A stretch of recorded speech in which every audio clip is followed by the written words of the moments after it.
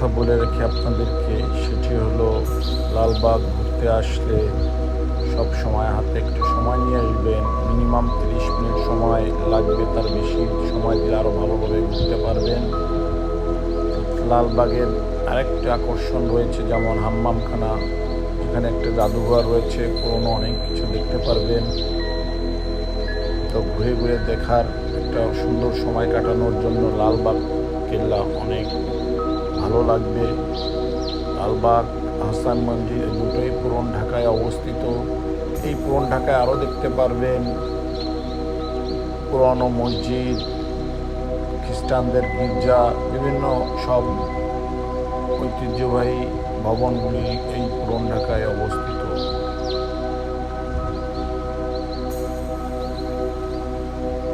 এখানে দেশি বিদেশি অনেক পর্যটক প্রতিদিন আসেন, তারা বিভিন্নভাবে উপভোগ করেন এই লালবাগ কেল্লা।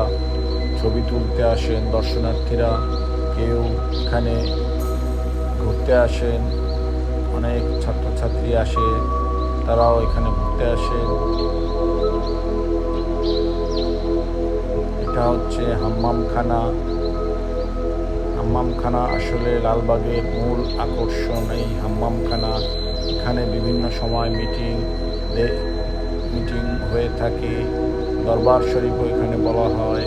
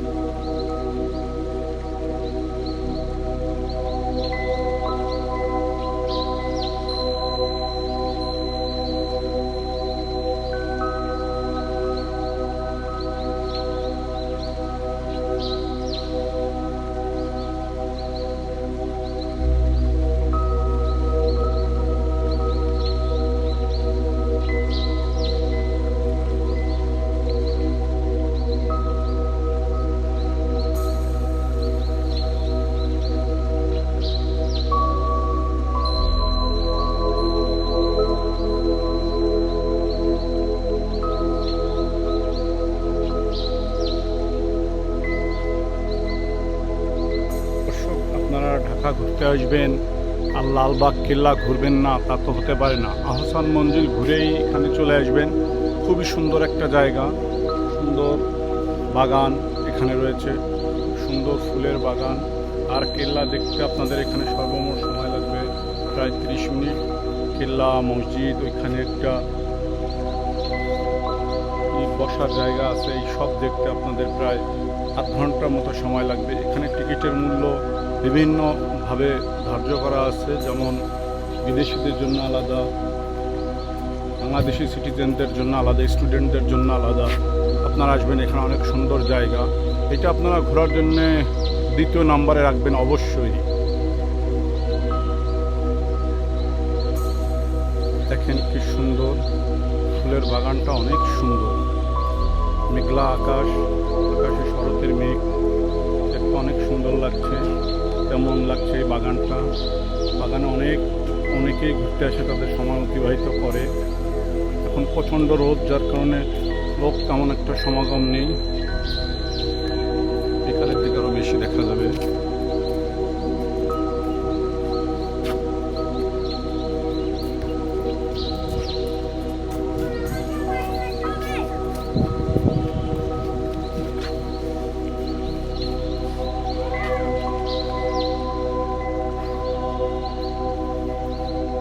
তো এই ভিডিওটা কেমন লাগলো আপনাদের কাছে কমেন্টসে জানাবেন, প্লাস আমার চ্যানেলটা অবশ্যই সাবস্ক্রাইব করবেন। আমি নতুন একজন ইউটিউব ব্লগার, আমার চ্যানেলটা সাবস্ক্রাইব করবেন। আমি সুন্দর সুন্দর ভিডিও আপনাদের সামনে নিয়ে আসব। আমি বেশি দিন হয়নি আমার ব্লগটা ওপেন করেছি, চ্যানেলটা।